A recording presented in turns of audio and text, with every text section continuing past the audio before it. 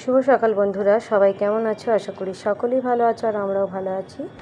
আমার আরও একটি নতুন ব্লগে তোমাদের সবাইকে স্বাগত জানাই। আজকে হলো বৃহস্পতিবার। চলো শুরু করছি আরেকটি নতুন ছোট্ট ব্লগ। দেখো, প্রথমেই আমি তোমাদের ঠাকুরের পুজো দিয়ে শুরু করলাম। পুজো করা কিন্তু আমার হয়ে গেছে। আমি এখন তোমাদের সঙ্গে শুধু জাস্ট পুজো করে ওঠার পর ক্লিপিংটা শেয়ার করছি, কারণ আজকে সেরকম কিছু ব্লগ বানাইনি।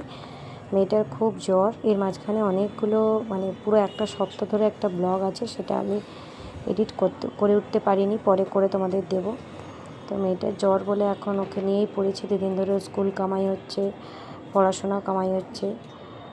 তো চলো আজকে একটা ছোট্ট তোমাদের সঙ্গে শেয়ার করি।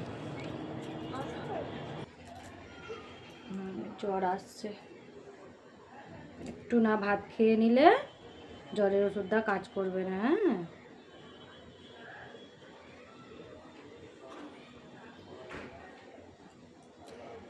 একটু খাও।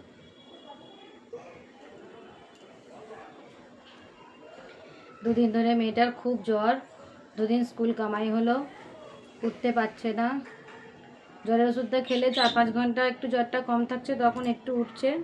তো এখন একদম অল্প করে একটু আলু ভাজা, পেঁয়াজ ভাজা আর মাছের ঝোল দিয়ে ভাত খাইয়ে দিচ্ছি। আগে ডাক্তার দেখাবো। কোনো রকমই পুজোটা করে উঠলাম। বৃহস্পতিবার পুজোটা করে উঠেছি। ওকে দুটো খাইয়ে দিই। জ্বর এসে গেছে, কিন্তু ভাতটা না খেলেও তো আবার ওষুধ দিতে পারবো না। রাতে কিছু খাইনি, সারা রাত কালকে জল পট্টি দিয়েছি। 102-3 জ্বর।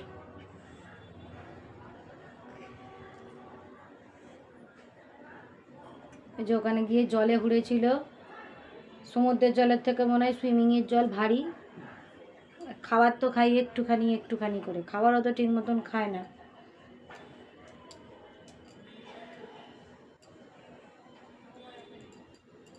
ভালো হয়ে যাবে। হ্যাঁ, খাও, গাল নড়ে। স্কুল কামাই করে না তো চিন্তা ওর হচ্ছে। আজ একটা ক্রাফট ছিল সুন্দর, ক্রাফটটা বানালো, সেটা দিতে পারলো না। তারপরে কোথায় যাচ্ছ মা? খেতে চাইছে না।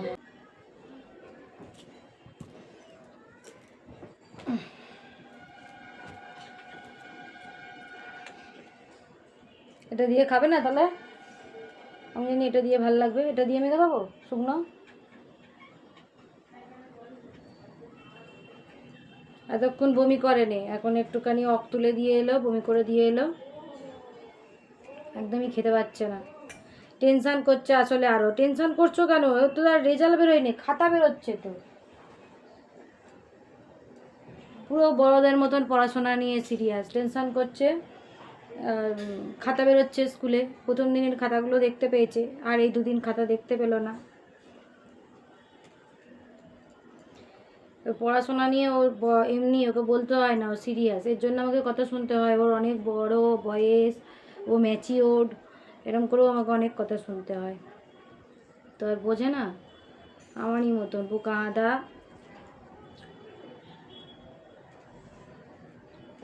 সব কিছু নিয়ে টেনশান করে গো মেয়েটা। একটুখানি খাও, দুগাল না খেলে ওষুধ দিয়েও কাজ হবে না মা। আমার লক্ষ্মী মেয়ে, লক্ষ্মী মেয়ে তো তুমি। ঠ্যাংটা আমার পায়ের উপর তুলে দাও, আর পা টিপে দেবো।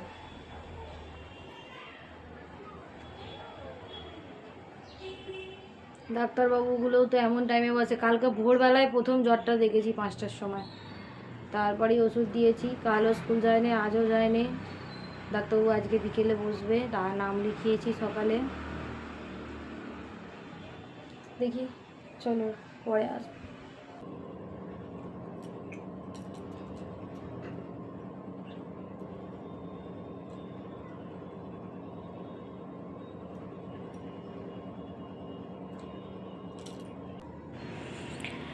বাচ্চাদের শরীর খারাপ হলে সব মায়েদেরই একই অবস্থা হয়।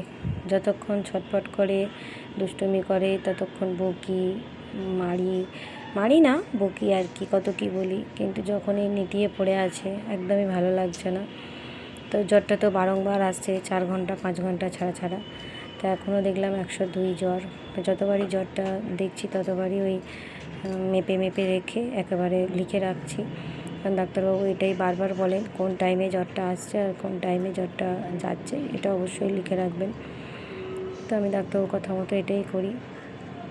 কিন্তু আমাদের ডাক্তারবাবু কোনো অ্যান্টিবায়োটিক দেয় না, না হলে আমি যে ওষুধটা ঘরে আছে ওটাই খাওয়াই। কিন্তু ওই যে হয় না, ডাক্তারবাবুর কাছে গেলে তোমার জ্বরটা নেমে যায়, ডাক্তারবাবুর একটা ছোঁয়াতে সব কিছু ভালো হয়ে যায় আর কি। নাহলে একই ওষুধ, সব ওষুধই আছে, ডাক্তারবাবু কোনো দিনই অ্যান্টিবায়োটিক দেন না। আমি যে ডক্টরকে দেখাই, খুব যদি না নাবে তারপর উনি অনেক টেস্ট ফেস্ট করতে দেন, তবে বলেইছেন 3 দিনের মধ্যে যদি না কমে এটা ভাইরাল ফিভার, তারপরে টেস্ট করাবো। তো যাই হোক, ওকে এখন ওই সুমল ডিএসটাই জ্বরের ওষুধ খাইয়ে দিই। একটা অ্যান্টিবায়োটিকও আমি জানি ক্লাভাম থাকে, আগে দিয়ে মানে যখন খুব হতো দিয়েছিল, কিন্তু সেটা এখন দেওয়া যাবে না। তো বিকেলে নিয়ে যাব। এখন এই ওষুধটা দিলে 5 ঘন্টা 6 ঘন্টা পর জ্বরটা কমছে, তারপর আবার এসে যাচ্ছে। আসলে ও অনেকটাই জল আর কি নেবে, একটুখানি নেবে আর জলটা থেকে উঠে পড়েছিল। দীঘাতে উঠে গাটা শুকনো করেছে অনেকক্ষণ, আর ওই জলটা না গায়ে বসে গেছে, আর তার জন্যই আমি বুঝতেই পেরেছিলাম বাড়ি এসে ওর ঠান্ডা না লেগে যায়। তারপর এসে একদিন বৃষ্টিতে ভিজলো, স্কুল থেকে আসার পথে ঝিরিঝিরি বৃষ্টিতে ছাতার তলায় থাকবো না। তারপরে একদিন বৃষ্টিতে জলে জমেছে, সেখানে পা দিয়ে দিয়ে মাইরে এলো গেল, সব কিছু মিশিয়েই হয়েছে। চলো ওঠো, কষ্ট করে পড়ে কি হবে, আগে তোমায় সুস্থ হতে হবে, তারপর তো পড়তে হবে।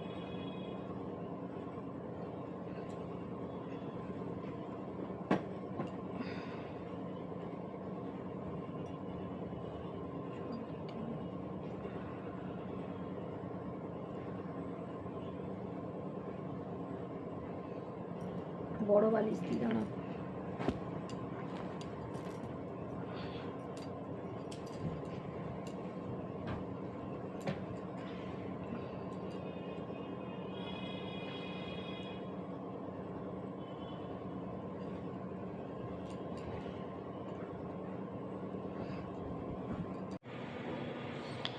এই যে ডাক্তারখানায় চলেও এসেছি।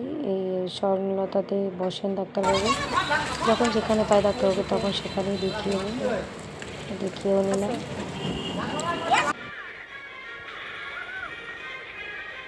এখন কেমন আছে শরীরটা একটু মা? মাথা ব্যথা কমছে? একটু একটু হচ্ছে না কমছে? একটু একটু হচ্ছে।